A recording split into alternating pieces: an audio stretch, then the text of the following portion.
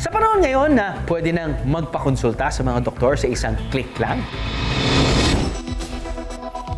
maging ang faith healers, hindi magpapahuli. Patangan nga mga espiritu ka ganyan. Aba, nasa social media na rin. Nung una, hindi ako naniniwala kasi Tagalog tayo eh. So nung nakarating ako dito, tapos nalaman ko na may nanggagamot ng ganyan, tinry ko. Tingin ko sir, mabisa siya kasi gumaling ako eh. Bumuti pong pakiramdam ko, hindi na po ako nagkaroon ng paninikip ng dibdib.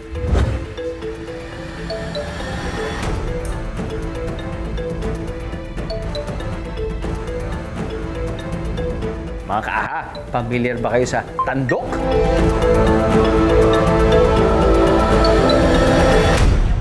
Nakilala namin ang 41-year-old faith healer na si Lloyd.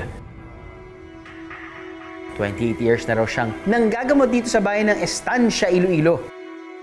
At kabilang sa mga ginagawa niya, ang tawas at tandok. Nagsimula po ako manggamot nung ako ay gumaling sa sakit. Sa edad ko po na 12 years old, nagkasakit po ako. Tumigil daw ng 3 buwan sa pag-aaral si Lloyd noon para magpagamot sa Maynila. Yung sakit ko, na lalagas yung buhok ko, pagkatapos pumapayat ako, walang ganang kumain. After a month, na umuwi na ako ng bahay para maghintay ng aking kamatayan. May 3 nilalang, mga espiritu at anghel na pumunta sa akin at nagsabi na ako'y kanilang gagamutin na may kapalit. After a month, nagumaling na ako, sila ay bumalik at sinabihan ako na ang kapalit ng aking buhay ay manggamot. Natutunan daw niyang magtandok mula sa kanilang kanununuhan. Tandok ang tao sa ginagawa ng mga faith healer para matanggal di umano ang mga venom, rabies at tetanus sa dugo.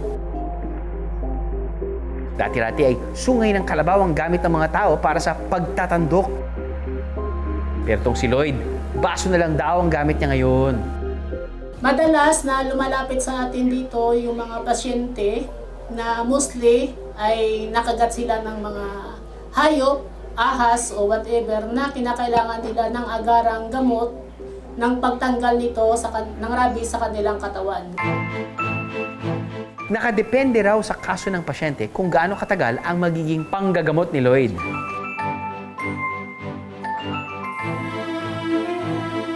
Araw-araw, halos 20 katao raw ang lumalapit kay Lloyd para magpatandok o magpatawas.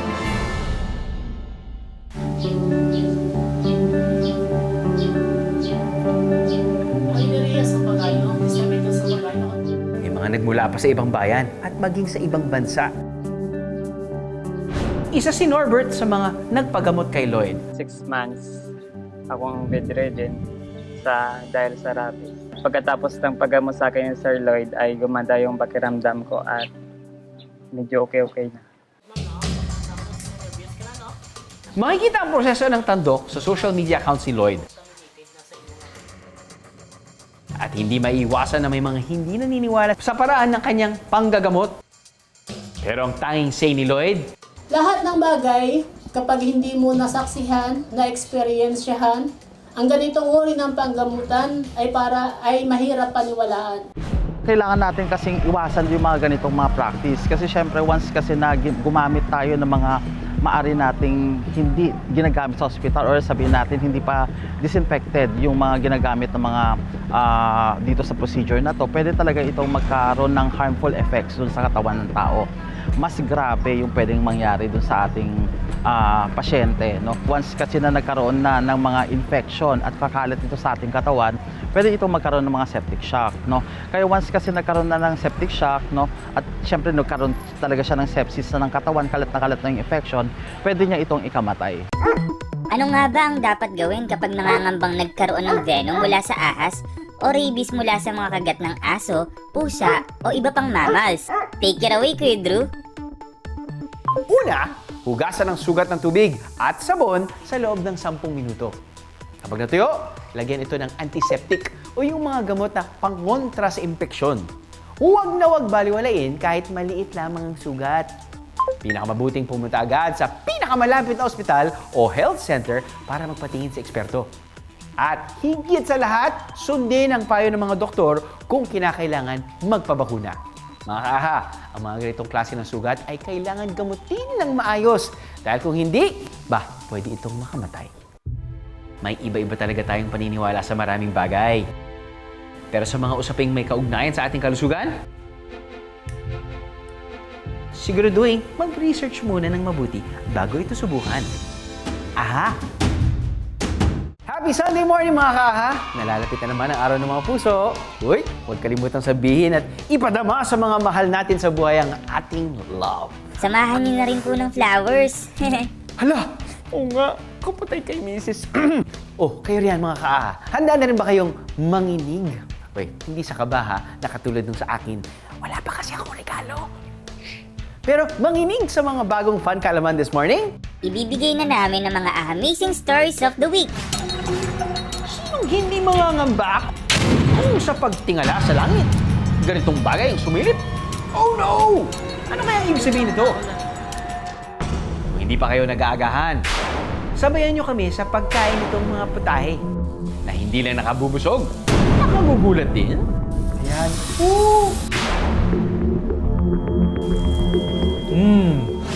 Ano nga ba ang perfect Valentine's Day gift? Hindi ko na kailangan pang magpakilala. Ako lang naman ang simbolo ng kaswitan tuwing Valentine's. Excuse me? Tama ba yung narinig ko? Ikaw ang favorite gift? Alamin sa aming bagong kwento. At bukod sa mga baon naming kwento, alam naming may isa pa kayong inaabangan, guys. Yung mga magba-birthday ngayong linggo. Well, you know the drill. Aabangan ang birthday shoutout namin sa inyo. All these and more ngayong umaga dito lang sa... Aha! Isa ang peanut butter sa mga classic palaman na paborito ng karamihan. Pero alam niyo ba na may peanut butter fruit na raw ngayon? As in, tumutubo sa puno, ha? Kalasa nga ba ng prutas na ito ang classic palaman? Yan ang tutuklasin ng Kapuso Sparkle artist na si Aidan Veneracion sa isang blind taste test mamaya. At isa pang pagkain na may pasabog. Ibibida rin natin for today's video.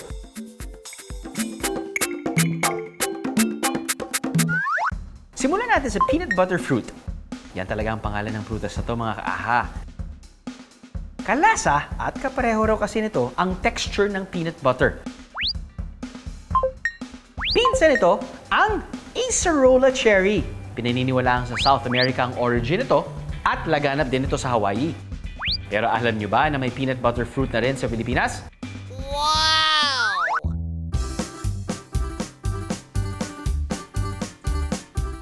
Dito sa Baras, Rizal, nakilala namin ang certified plantito na si Lawrence. Kabilang sa mahigit 40 fruit-bearing plants sa kanyang garden, ang peanut butter fruit. Ang kinukulit ko talaga medyo hindi pangkaraniwan. Kumbaga bagong prutas to na ngayon lang natin narinig na meron palang peanut butter tree. Nag-search lang daw online si Lawrence nang nagbebenta ng seedling ng peanut butter fruit tree. Makalipas ang 6 na buwan, mula nang itanim niya ang seedling, nagbunga na raw ito. Parang ordinaryong fruit trees lang din natin. So hindi siya maselan. Basta diligan mo lang, itingnan mo lang kung meron siyang pest na nakaano sa katawan. So ganun lang, parang plant and forget nga lang. More than 2 years old na raw ang peanut butter fruit tree ni Lawrence. Ngayon hindi lang gaanong siyang maraming bunga kasi ang season talaga ng peak season niya, December. Pero ever-bearing siya, hindi siya nawawala ng bunga. Yun nga lang, pag hindi niya season, pailan-ilan lang po ang ating bunga, mga kaaha. Color orange ang bunga nito kapag maniba lang pa lang. Pero kapag hinog na, pula na ang kulay nito at lalambot na ang texture. So ito yung pinakalabas niya. So ayan, kita nyo, ito yung pinakakainin natin. Ayan. Tayo natin kagatin. So ayan, ayan yung pinaka-inside niya. So medyo manipis lang yung kanyang laman pero very tasty. Tapos malaki yung kanyang buto. Yan ang bunga ng peanut butter tree. Pero hindi lang yan ang kakaibang prutas ni Lawrence. Meron din daw siyang blackberry jam fruit. Kalasa rin ba ito ng palaman? Ito yung bunga niya. Pag hinog, napakita ko po sa inyo kung ano ay itsura ng loob niya. So ayan, bibiyakin lang po natin dito sa gitna. So ayan.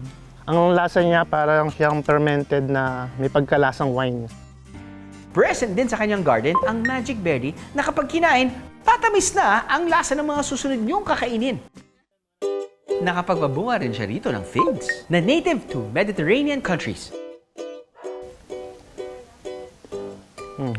Talagang matamis siya. Yung taste niya, may pagkalasa siyang hinog na kay Mito, yung sweet potato, tapos red lady papaya.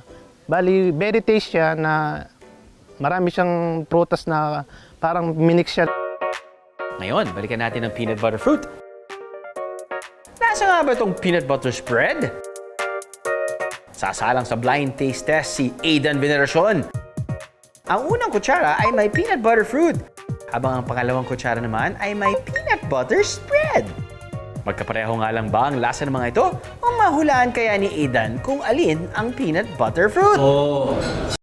Okay. I-try na natin mga kaaha.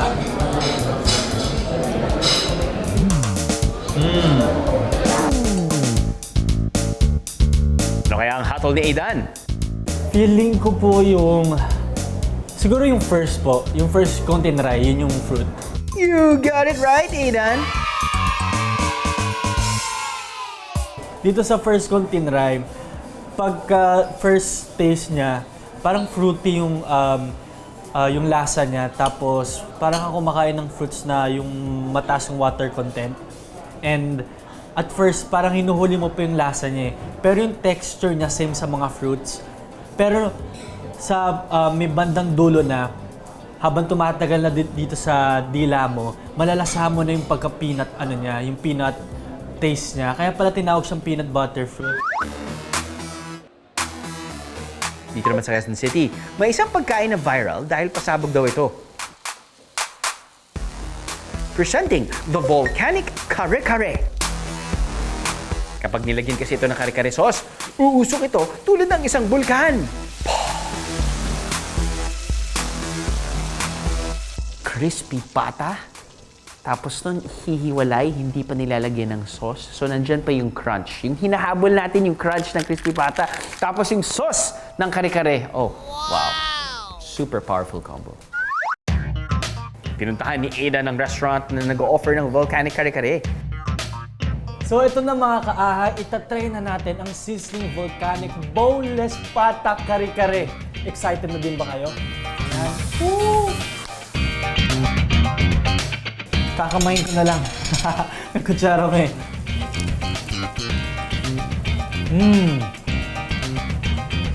Ang lutong niya, hindi nawala yung crunchiness nung balat. Ang sarap. Ito mga kaaha, sa buong buhay ko ngayon lang ako nakakita ng ganitong klaseng kare-kare at ganito siya pinesent sa akin.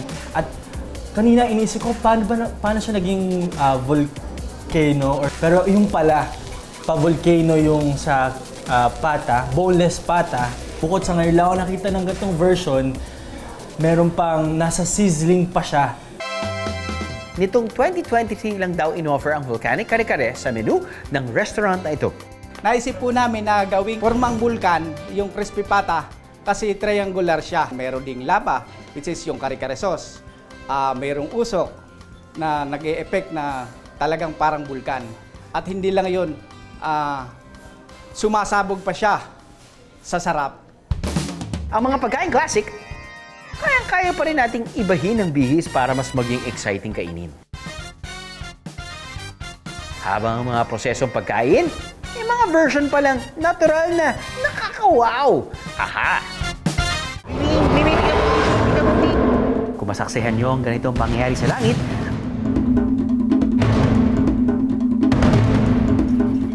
ano kaya ang magiging reaksyon nyo? At ano nga kaya ito? Doon lang naulan no? Katakot na parang alien. Posible po yan nangyayari. Pero talagang ganyan. Nung maliliit pa kami sa amin. Sa usok lang yan. Tinawala ko. Para din siyang ulap eh. Hindi ko sure. Para masyado na tayong polluted.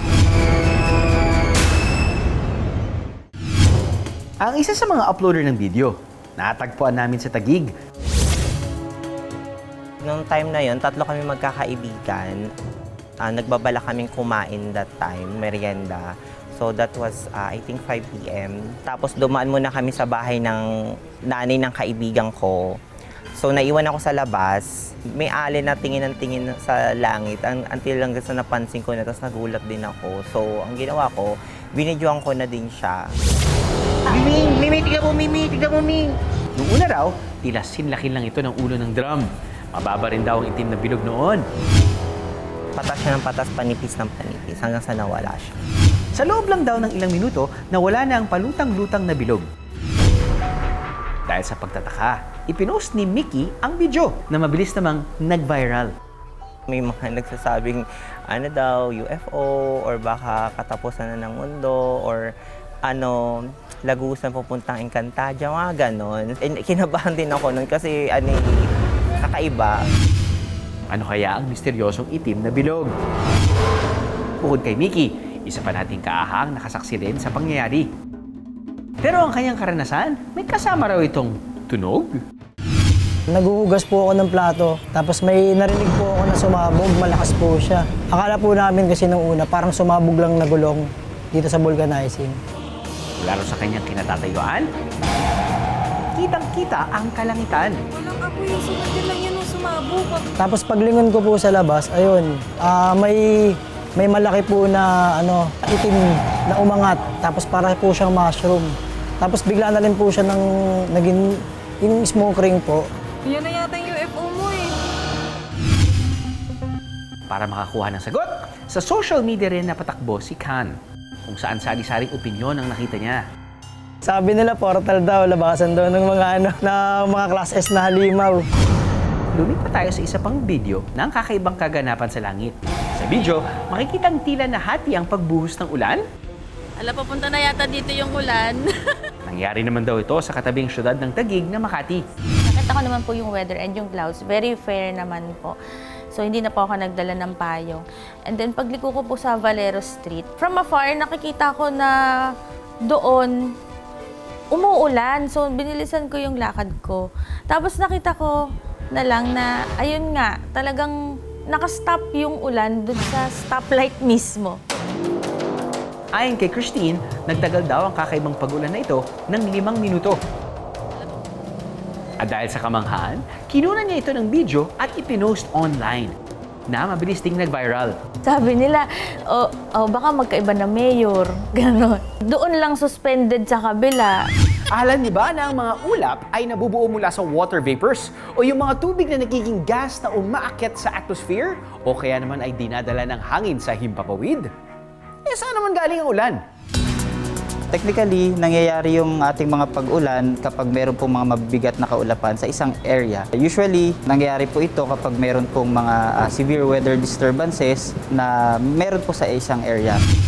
Doon po sa video ay posible po dyan na ang tinatawag natin dyan ay thunderstorm. Yung lugar kung nasaan yung nag-video, hindi niya nararanasan yung mga pag-ulan na ito dahil posibleng palayo sa kanya yung ulap or rather, hindi pa niya naranasan kasi papunta pa lang sa kanya yung ulap niya. Ganun po ka-isolated ang ating pag-ulan dito po sa Pilipinas bilang tayo po ay nasa tropic region. Now, balikan natin ang black smoke ring na namataan sa langit. Ano kaya ito? At kailangan ba nating maalarma sa phenomenon na ito? Ayon sa eksperto, hindi raw ito nagmula sa kalangitan. Kapag sinabi kasi nating ulap, dapat nagko-condensate siya. Pero nakita natin na yung part na yon ay hindi siya water vapor. Bilog na bilog oh. Posibleng meron po itong source na pwede pong merong nagsisiga dito sa baba, no? At eventually, sudden or abrupt po yung pagsiga na yon at nag-form po siya into a circle. Normal po ito na usok, no? At aangat siya hanggang mag-disperse habang umaangat din po sa ating atmosphere. At posible rin daw na nagmula nga ito sa isang pagsabog. Gawa po ng tao. And eventually, nagkaroon lang ng misinterpretation. Mimi, tignan mo, Mimi, tignan mo, Mimi. Saan man nagmula ang itim na usok na ito? Yan na yata yung UFO mo eh. Nakatitiyak naman tayo na ito ay man-made o gawa lang ng tao.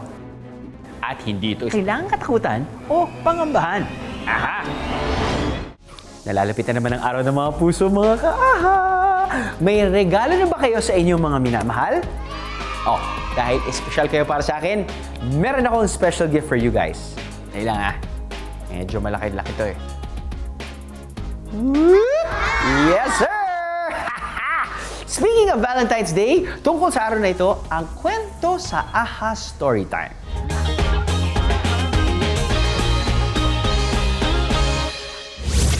Sa kwento natin ngayong umaga, wala tayong papakilalang bida.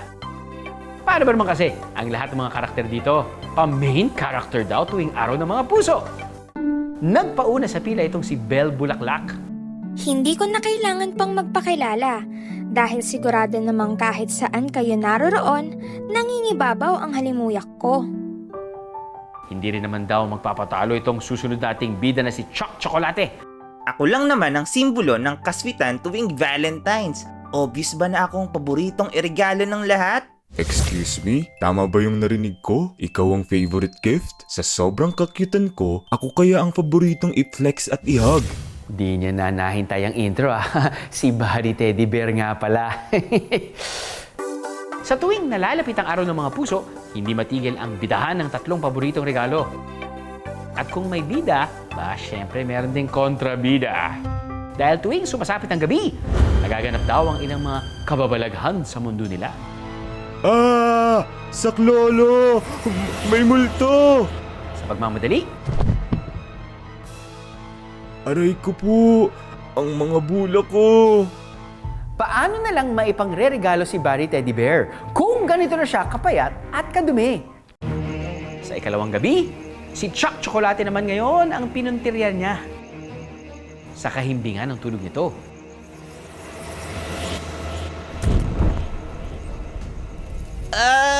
Ang init! Aray! Aray! Bakit ang init? Natutunaw ako! Sa ikatlong gabi, si Belle Bulaklak naman ang nadali.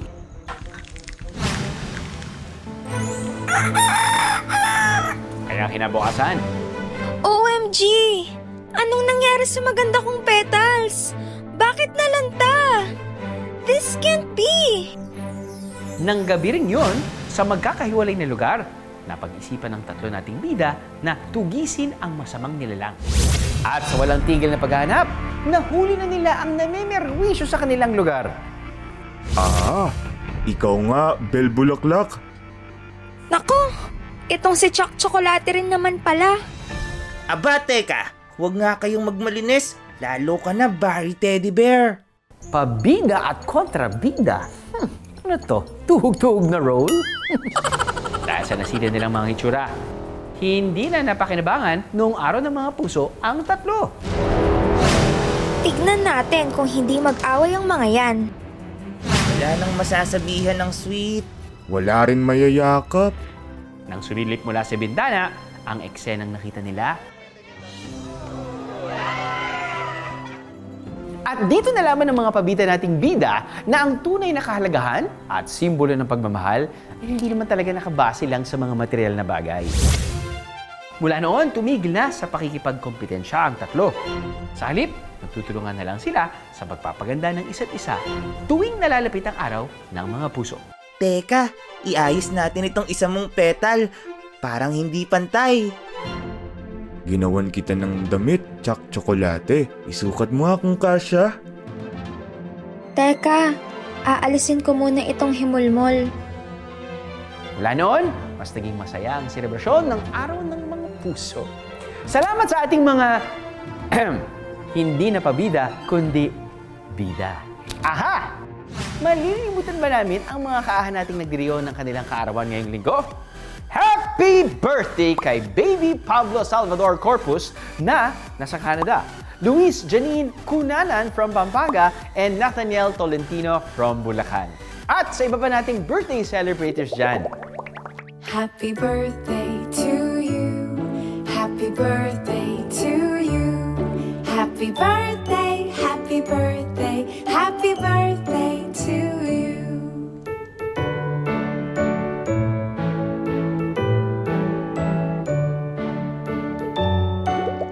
Huwag kalimutang i-like at i-follow ang aming official page, AHA! At ang aming TikTok account, AHA_GMA. Hanggang sa susunod na linggo, sama-sama ulit tayong matuto sa mga fun kalaman na kayo ang panalo. Aha!